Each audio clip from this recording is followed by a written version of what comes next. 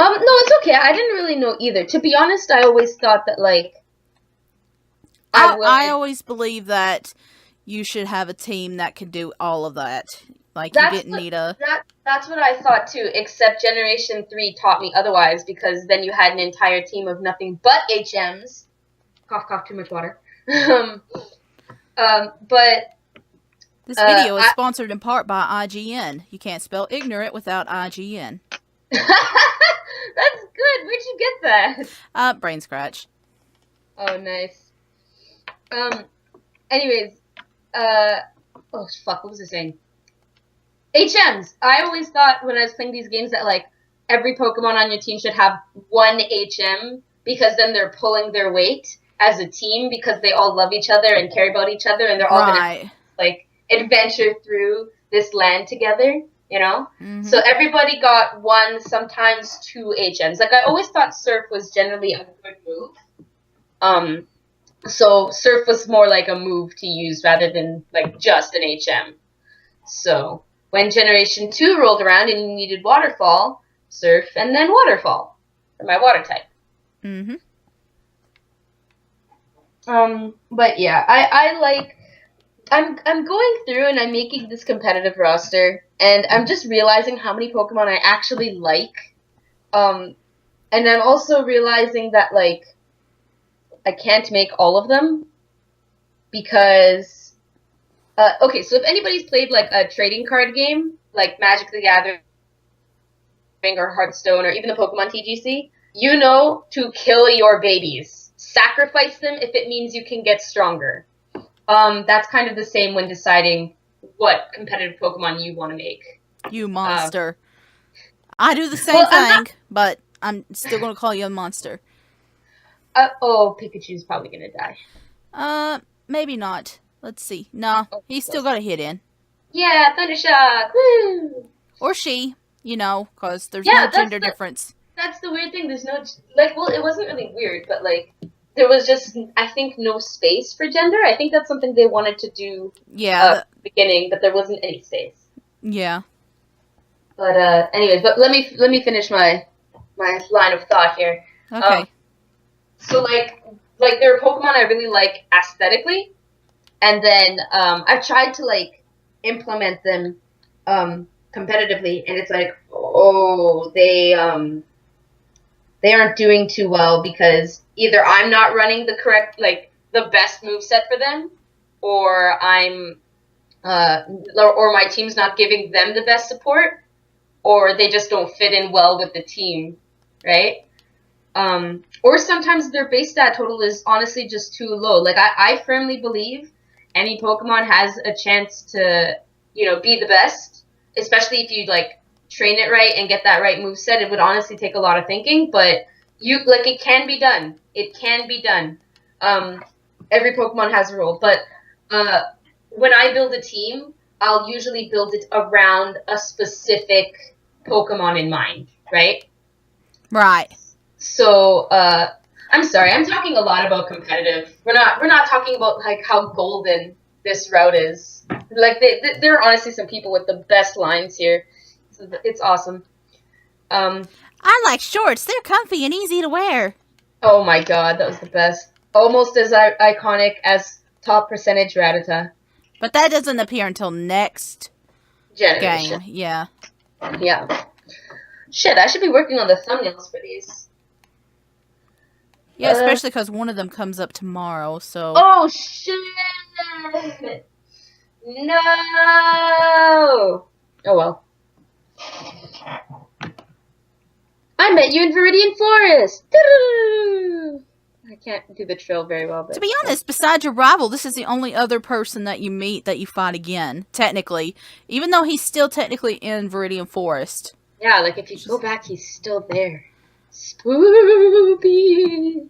So spoopy.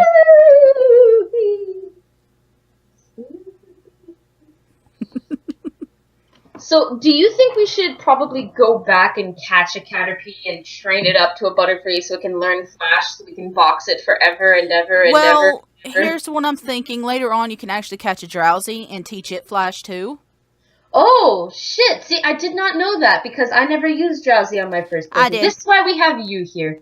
This is why we have you here. So I guess we'll just catch a Drowsy then. They show up before the cave in Sterling's. Yeah, they're in Vermilion, I believe. Well, Vermilion. Well, they're after Vermilion. But we need them... Oh, wait. No, because you can go down. Ha! Yes, I remember now. Whew. I remember. Yes. For someone who knows so much about Pokemon, you sure did forget that map really quickly. I didn't forget it. I was thinking of my competitive spiel and if I should continue talking or stop talking. I'll just continue. Fuck it. Oh, wait. Here's your favorite line. Hi, I like shorts. They're comfy and easy to wear. Yeah! Woo! Look at him. You know what else I realized? None of these characters, you just know them as Youngster and Lass and like all that. The only people with names are the gym leaders in the Elite Four. Yes. And your rival, I guess. Which in my opinion, heightens their importance. Mm-hmm. So, like, these people don't matter. They really don't. They're just there to, like, further you as a trainer. Well, right? So long. That was sad to watch. Ah, well. Another reason we probably should have got a Caterpie is because it learns Psychic, I believe, if you give it TM, or it learns Confusion. It learns Confusion at level 10. Oh yeah, here's a fun move. Wrap on this game. So if you didn't notice that, what just happened, Wrap actually causes your Pokemon not to be able to use any moves on this game. So you have to wait until the Wrap ends before you can attack again. Yep. This is really aggravating when you get to Celadon City and fight the gym leader, Erica. Yep. We better get good flying and fire types by that point because we don't want to get caught by Wrap. But anyways, these characters only matter to further you as a trainer. They don't have names. They're all based on classes. But your rival has a name and a very distinctive character. The gym leaders have names and very distinctive characters and lines. The professor has a name. Like, even Nurse Joy she isn't even, like, addressed as nurse. Like, she's just a lady, right? So, like, I feel that, or like every big boss has a name. And a distinctive character and a role that they play in this world, which is something I really like. I feel in trying to make future Pokemon games like the original Pokemon, they've also lost a little something. Like, it's cool that they all have names or whatever. Nobody even really pays attention to these guys anyways. But I feel that the rivals are really downplayed these days. And I feel that the Elite Four is never really talked about very much. Like, they sort of brought it back in Generation 5 and a bit in Generation 6, where they mentioned the champion or the champion's son or how the champion's a movie star, you know. But there was something amazing about the Elite Four in these old games, or specifically in this first game, because, what was I saying? I was literally just talking. Words were literally just coming out of my mouth. But there's something amazing because everybody talks about them, right? Like if you look at Professor Oak's PC, which some of you might not have, but if you did, you get the Indigo Plateau, and they're like, hey, come visit us. We're sending out a challenge for the strongest trainers. And you're like, oh my god, that's amazing. And when we continue on in the game, we're going to see people who talk about them and mention them either by name or by type, or by the type that they use, or just as the Elite Four in general. There aren't a lot of them. Like, it's not like every person's talking about them, but the point is that there are people talking about them, which gives them a greater role in the world. And it really sets them up as this big hurdle you need to get over and get through. And I honestly don't remember any of the Generation 3 and 5 Elite Four members, like not right off the bat. Like I remember L'Oreal, I remember Bruno, I remember Koga, I remember, although he's more in the Generation 2 one because in this one he's a gym leader. Yeah. But that goes to show you, like I played Generation 2 a lot more than I played Generation 1. You know, I remember Lance, I remember